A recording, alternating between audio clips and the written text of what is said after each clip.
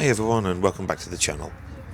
As this is the first video of 2026 and after the New Year celebrations, I thought I'd just do another quick history section, but this time about some of the vehicles at the Ipswich Transport Museum.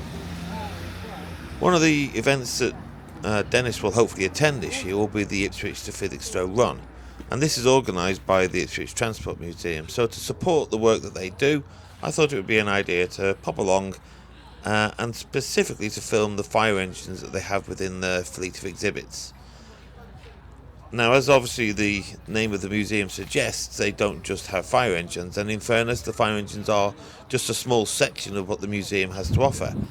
On the day we visited, there was actually a bus running day, where many of the bus exhibits were being taken out and visitors were being allowed to ride the streets of Ipswich again in them.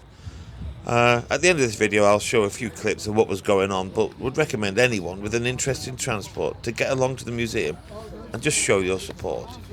As I said, the Ipswich to Felixstowe run will be an event that Dennis will go, and that's a massive event. It usually sells out, and when we say sells out, yes, there is a small cost to be involved in that day, but it's a logistical nightmare for them because the number of vehicles that they have riding, and it's a great event. The vehicles will travel from Ipswich through the roads to Felixstowe, and then at Felixstowe there is a huge event all along the front of Felixstowe where you can go and view all the different vehicles that have been involved in the event. And it's not just fire engines, and again, to be fair, I think there's only usually 2 or 3 fire engines involved.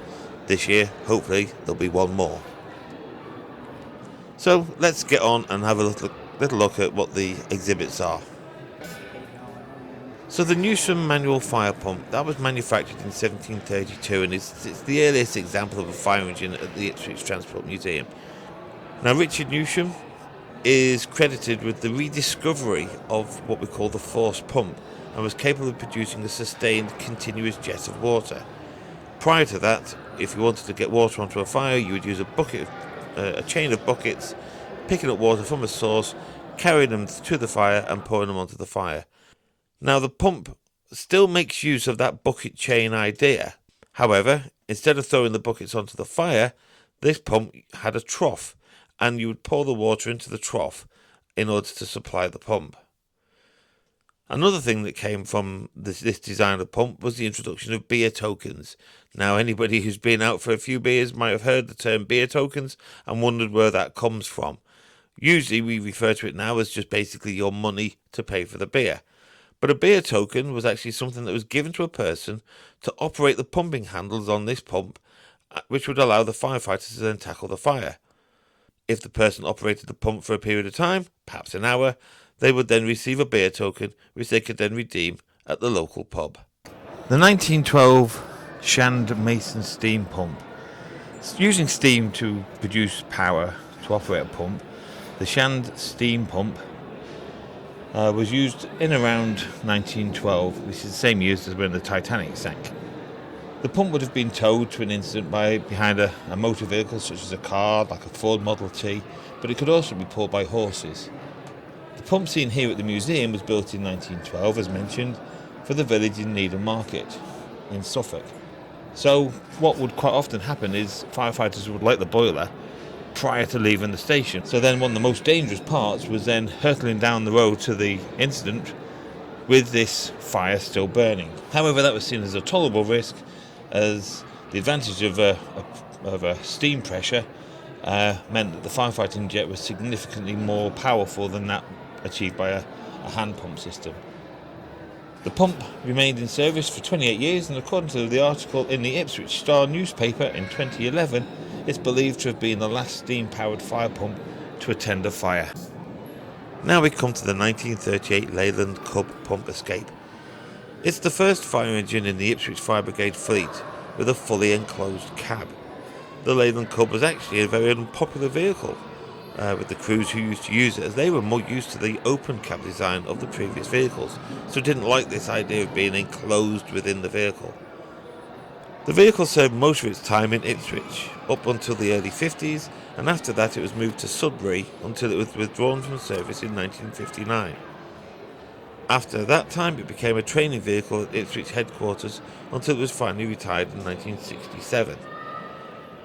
Now, the vehicle was originally equipped with a lightweight Merryweather steel and escape ladder. However, the vehicle in the Ipswich Transport Museum carries the more recognisable Bailey 50-foot wheeled escape ladder. The Bailey ladder was added while the vehicle was being used for training. However, due to this ladder being much heavier than the Merryweather, it caused the vehicle to bounce or nod on the front axle, which earned the vehicle the nickname Noddy. The 1939 Danish New World fire engine. This was also purchased for Needham Market. The New World fire engine was bought into service by the Gipping Rural District Council, and according to the documentation at the museum, the fire engine was nicknamed Nellie by the crew who operated it. One of the best advantages of this fire engine was it had its own water tank, which is something which is fairly standard on fire engines now, but was seen quite revolutionary in its time, because now it didn't have to rely on there being water near the incident. It had its own water source on board, which was quite advantageous in rural areas. The fire engine was also quite fast. It was fitted with a 5-speed gearbox, which gave the fire engine a top speed of in excess of 60 miles an hour. This engine was based at Needham Market, as I mentioned, until 1950, where it was then transferred to Bond Street in Ipswich until it was taken out of service in 1966. Now we come on to a 1940 Morris Sigmund trailer pump. And this was built out of necessity. The Morris Signal trailer pump, it was a petrol-powered firefighting pump which was designed to be towed behind a motor vehicle. They were built in response to World War II and were pulled behind fire engines, light trucks or vans. There's even examples of them being pulled behind taxis and private cars. The pump was used extensively in dealing with the many fires caused by the bombing raids during the war. They were painted in National Fire Service grey livery to match the other vehicles used during the war, and these little powerful pumps greatly increased the firefighting capacity needed for dealing with the bombings. They were designed to draw water from an open water source using the 2 lengths of white hard suction hose we can see wrapped around the pump.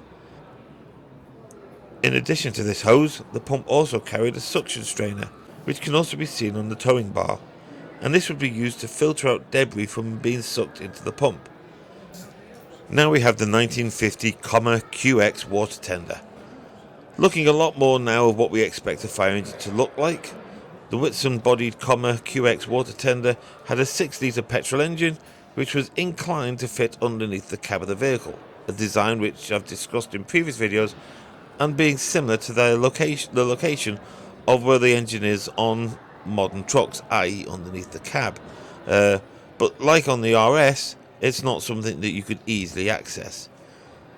Now apparently this vehicle was built to the Type A style of vehicle, and then was later converted to the Type B style. However, I can't tell you much about what the difference was between the Type A and Type B. Seems to be related to the size of the pump fitted to the fire engine, the B style having a 350 to 500 gallon per minute pump. However, if anyone's able to throw any light on this, by all means please let us know, I'd greatly appreciate it. Coming into service in 1950 at Ipswich, this fire engine was then transferred to Southwold Fire Station, where it served its life, apart from a few months where it was used as a reserve vehicle at Lowestoft. Now we come on to the 1987 Bedford TX water tender.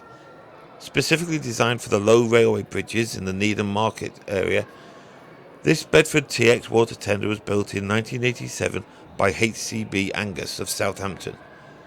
The design of the vehicle allowed for the 9-metre ladder to be carried within the body profile of the vehicle, rather than sitting above the roof as on more recognisable fire engines. And this was to deal with those particularly low bridges. If a normal fire engine was to go through there, the bridge would probably just knock the ladder off. This vehicle was the last to be built on the Bedford chassis for Suffolk Fire and Rescue Service, and it serviced all its operational life at Needham Market because it was specifically designed for that area. And finally we come to a 2003 Volvo FL6H fire engine. This fire engine was one of 15 purchased by Suffolk Fire and Rescue Service between 2001 and 2003 as part of a fleet replacement programme, which is a common practice amongst fire services. They will look to try and replace all their trucks at the same time or within a certain period of time because they want to try and have a standardisation across the vehicles. It was powered by a 6-cylinder turbocharged diesel engine and automatic gearbox, all the kind of things we're expecting to see in modern fire engines.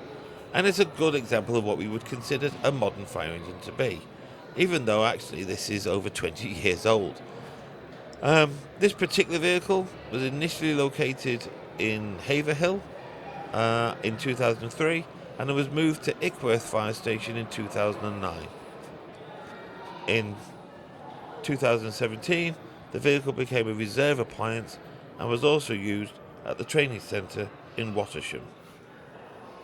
Now, many features we would now recognise as modern are found on this vehicle, which includes a Godiva World Series pump, a separate foam tank, a separate foam tank to the 1800 litre water tank that is, and it also typically carried the more modern aluminium ladders rather than the wooden ladders found on the older vehicles.